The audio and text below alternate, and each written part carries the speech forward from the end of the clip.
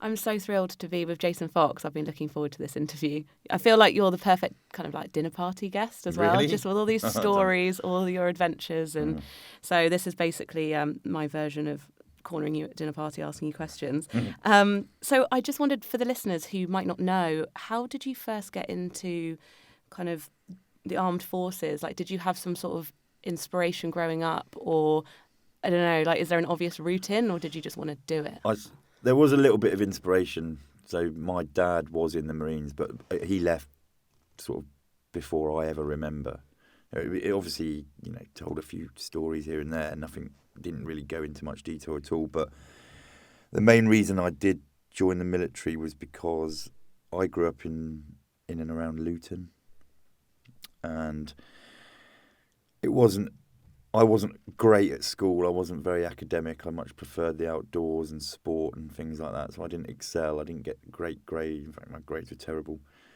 And I decided at 16, somehow, subconsciously, I decided I needed to get out of there and leave home and not get into trouble, which was the route I was going down. And so because of my dad, I decided I'd try and join the Marines. Were you ever made to feel bad about the grades part of things, or did you have people around you just noticing that you actually had a lot of strengths and like going to play to them, or? I don't know. I don't know. I didn't really know what I was going to do, and because I just didn't know if I'd ever achieve anything due to the fact that my school, I was just rubbish at school, and I knew that. It was a bit of a fallback, I suppose, the military side of things, because I'd channel by not persevering at school, I'd channel myself down this route, and so I just went and I thought I'd be all right. I was quite fit as a young lad. 16-year-old boy, you're reasonably fit. I figured I'd be all right. Yeah, 16 is young, isn't it, to kind of be going straight into something that you would stay in for, was it almost 20 years? Yeah. Yeah. So what did you learn like quite early on looking back? Because I think back to being 16 and I can't tell you I really learned that much during my teenage years, I don't think. But you must have. I learned very quickly that I was pretty rubbish at most things in life. So the hardest thing for me, really, you join the Marines, you go to a place called Lympstone, which is in Devon. I'm from Devon. I know it very well. Yeah. So you go down there and you go into a block. You're in a massive block, an accommodation block with, I think there was 60 other guys. There was 2 of us that were 16. Everyone else was like in their 20s, really. And you're expected for those 2 weeks. I mean, you do physical exercise and stuff like that, but in those 2 weeks, it's all about administration, looking after yourself, cleaning kit, washing it, scrubbing it, drying it, ironing it, folding it in a certain way, and getting everything done by a certain time before you go to bed. And that was horrendous. I'd literally come from home as a boy and got thrust into this world where I just didn't know how to do anything. I couldn't manage my time.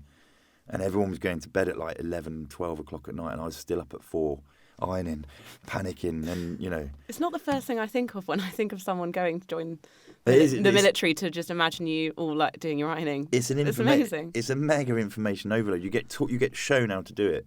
You get shown how to shower, and you're like, why am I I'm watching a grown man naked showering. I'm like, why is this being shown to me? But then there's some people that join up and they don't know how to wash themselves. You're like, it's like it's an information overload, but in a way that you would never expect it to be. Wow.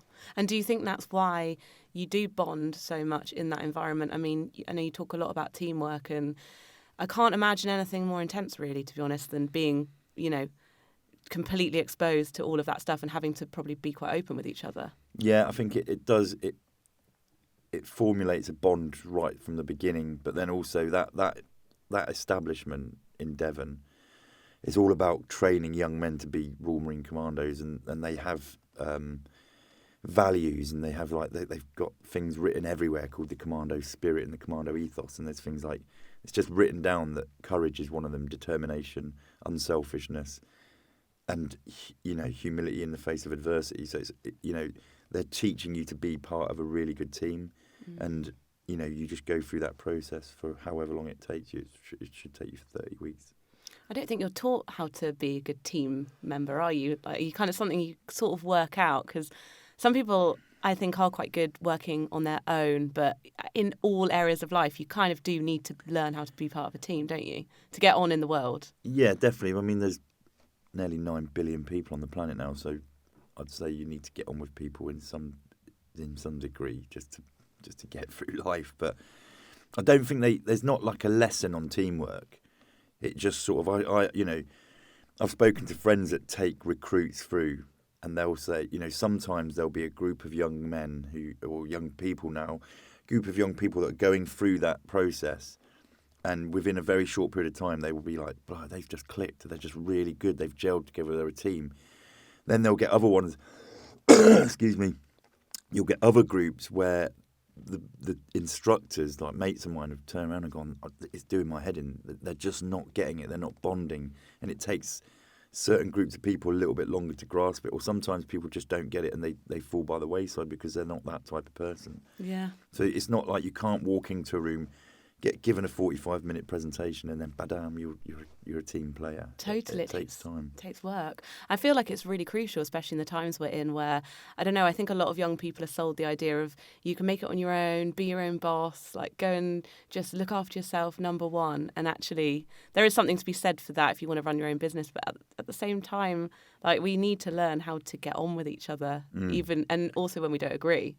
Oh yeah, 100%. Yeah, there might be times where you don't agree, but sometimes it's for the greater good of the team, depending on what I suppose, in the military you call it a mission, but, whatever the task is, sometimes, whether you agree or not, you've sometimes just got to get on with it. And that's teamwork. That is teamwork. Putting that aside. Yeah, definitely. So can we talk a little bit about when you left? Because you've spoken really amazingly about what it's like when you're in that environment and you're surrounded by people, you know what you're doing every day, you've got a routine.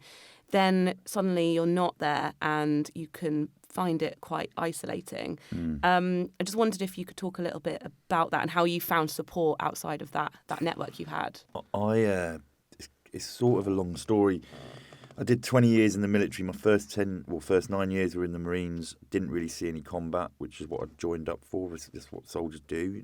I didn't really see anything. And then in the last sort of 10, 11 years, I joined the Special Forces, and that was just post 9/11, and the world changed forever for everyone. And I spent the next 10 years warfighting. So what happened was in 2012, or just prior to 2012, I got diagnosed with PTSD, which was a bitter pill to swallow. I sort of lied about it to myself for a long time, pretended it didn't exist, and pushed it away. And then in 2012, I got discharged, and then I was on my own. And I lost my identity and my sense of belonging because I wasn't part of a group of individuals that I loved and a job I loved, and it gave me a sense of belonging. And I lost all that structure. And for me, even though I was diagnosed with PTSD and I had a rough sort of 18 months, the last 18 months in the military, the wheels actually fell off when I left because that belonging and that identity disappeared. And I was then on this journey of trying to find out who I was and go into job interviews and with a CV that looked like a 5-year-old had written it, because how do you write a CV? I had never been taught how to write a CV, and I found it really difficult. I didn't know what the interviewers were wanting from me.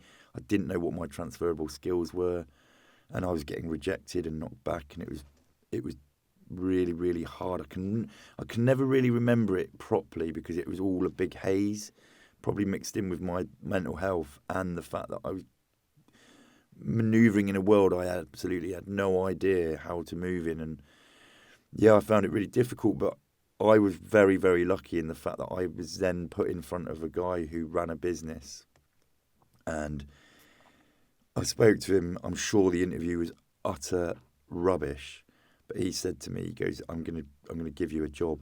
And he said, it's not going to be the job for you, but just take it for what it is and learn how to be a civilian. For me, it was about learning how to be a civilian. He said, give me your CV. He goes, I'm going to get someone to rewrite that. Because he still jokes about it now with good friends, but he said that was diabolical. But I got given a job. I was a projects manager to begin with in a facilities management company, which was completely alien to me. But it was an opportunity that probably set in motions a load of events that started to save my life, really. Yeah. Wow, it's so incredible hearing that, just because I guess from the outside looking in, you had all of these skills. Like, I bet if you had to write a bullet point list of like all the stuff you could physically do and all the things you'd learnt from the team. But actually, I think that's really relatable, because I think a lot of people, especially young people trying to find jobs, they're being told to sell themselves, but it's like, I don't know how. Yeah, I find it a bit unfair sometimes, because people are like, if you just had the experience, we'd give you the job, or if you'd had a little bit more experience in this field. And I'm like, well, I'm not going to get that. You know, young people especially, like, well, how do I get that experience? And I think a lot of people need to take a punt sometimes and just take that leap of faith with young people, because there's some amazing people out there. It's the same with military people that are leaving. Some of those individuals are so highly motivated and disciplined, yet they don't have the experience that some people are looking for. And it's about that leap of faith on both sides, I think. Totally. Because people rise to the standard that you set, I think. Yeah, definitely. With the team, just quickly, I wondered, are there any character traits you had in terms of, because you know that sometimes there's like the peacemaker, or there's the leader, or there's actually the person that like kind of stands back and just like watches everything unfold and then helps everyone piece it back together. What was your role, would you say? I think it changed as time went on. My role, I know there'll be people listening to this that know me and probably laugh and say I'm lying, but I did genuinely believe I was a bit more of a relationship person. And do you think that kind of goes through now to your work that you do, trying to connect on a deeper level with sort of men talking more about mental health, for example, as well? Yeah, I hope so.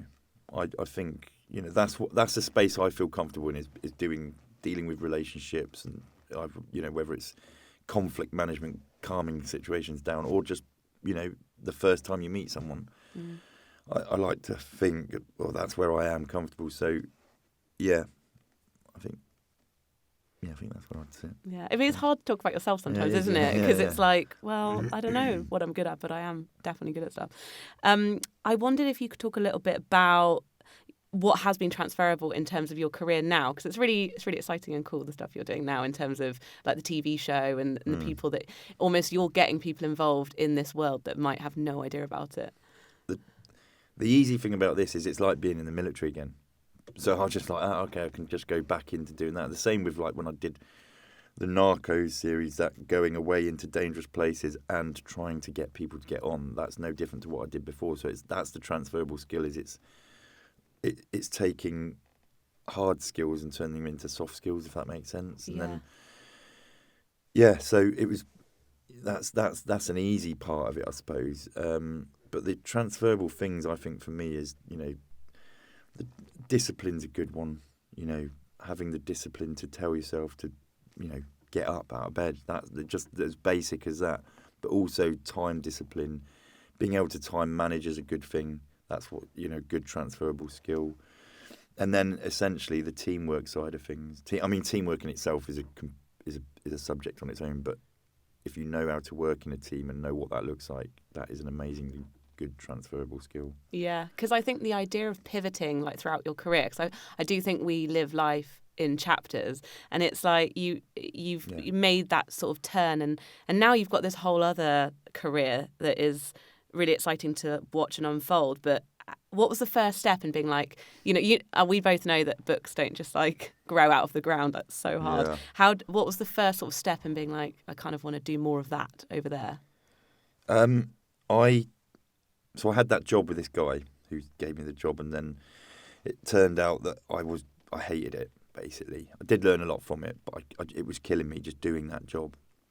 And so I made a decision I actually approached him, the MD, and I said, look, I'm going to leave. And then I sort of was started a bit of a rocky road. I went into security, which is not glamorous.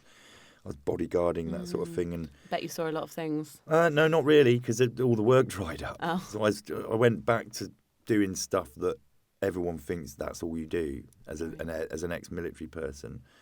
it's not a glamorous job. It's not like TV or anything. It's not always chucking people out. No, it's it's very, very mundane. Didn't quite work out. I was then scratching around for money and work. I was really in a bad place. And then a very good friend of mine said, "Mate, I've got loads of work on. Can you cover for me?" Now he dealt with safety for production companies when they were away doing crazy shoots. And I went away to a small desert island off Madagascar as the production crew's medic, sort of babysitter, and also the underwater cameraman's dive buddy, and spent 4 weeks diving in the Indian Ocean. That's such a good example of using some skills that are probably quite niche to some people. Exactly. Whereas you could do it. And it wasn't really. It was just I was looking after people in an environment I was comfortable in. So to me, I thought, well, it's easy to operate in this environment. But those people, they were professionals at what they did, but they don't always work in certain environments. So it was just me telling them how to do things or what to look out for. And so that started to give me my confidence back. But it was during that shoot that me and the underwater cameraman found a load of treasure. Found the biggest bar of silver ever found. It was attributed to Captain Kidd, apparently, the pirate. But anyway, because of that job, I'd obviously got a name within, a few circles in TV. And then one of the guys had come back from that, joined another company, was in a meeting, was privy to this meeting that was about a show that they wanted to take 30 guys and run them through a condensed version of Special Forces selection. The channel said, yeah, brilliant, great idea, we'll commission it. But at the end of it, they were like, where the hell are you going to find these ex-Special Forces guys? And this bloke was like, oh, you should phone this guy. I've just been out in Madagascar with him. So that's how I got the job. Amazing. Lucky. Yeah. And don't you feel like there's a real appetite for just culturally, like we want to be watching and, even just the rise of like the Bear Grylls, it's like, I feel we're, with the rise of technology and how isolated we can be, it's actually really joyful, like watching people discover nature in a new way. Yeah, it is. I think there needs to be more of it, and more of actually people getting out there. And it's great being able to see it, and it inspires youngsters to go out and do stuff. But there definitely needs to be more of that going on, because it's definitely something that resets people's minds, especially when you're surrounded by tech or you live in a city and it's just tech, rush. It's so good, and I'd make a point of getting out and being out and just losing myself in nature, because it just gives me my reset. In fact, when I was going through the therapy that was working for me when I'd left, I'd started in a clinic, and I was sat there with this lady called Alex, who's an unbelievable lady, and she said to me, are you okay coming back to this? And I was like, no, can we go outside and can we do this outside? And she said, oh, thank God you said that. And the next thing you know, the rest of my sessions for a year, Amazing. We walked around the woods because it's nice. It's so nice. Yeah. It's like such a small, simple thing, but can really transform that conversation and experience. To anyone listening, just to finish off, like, is there anything you could suggest to someone who feels like maybe a bit intimidated by the outdoors, but they want to make a bit of a change or embrace it more? If there's people intimidated by the outdoors, just start small. Just go for a walk in a park. Enjoy, allow and live in the moment. The key to nature is to live in the moment. You're going there to forget about the past, and you're going there to not worry about things that haven't happened. Just live in the moment, embrace it, just look around, and then from there you'll get hooked, and you'll push further afield. You'll be happy with the park. You'll go to a bigger park. You go out to the country. You'll see, treat it with some respect as well. Find out what you need to know when you go out there, but build up, and then you'll find yourself challenging yourself after a certain amount of time. I love that. I had a bit of a weird moment recently, just a bout of anxiety that flared up, and my friend was like, go to the park, but don't take your phone, don't listen to anything, don't listen to music, just watch the trees, watch the dogs playing, and just be really in it. And it was amazing. Yeah, definitely. I mean, it's a great place.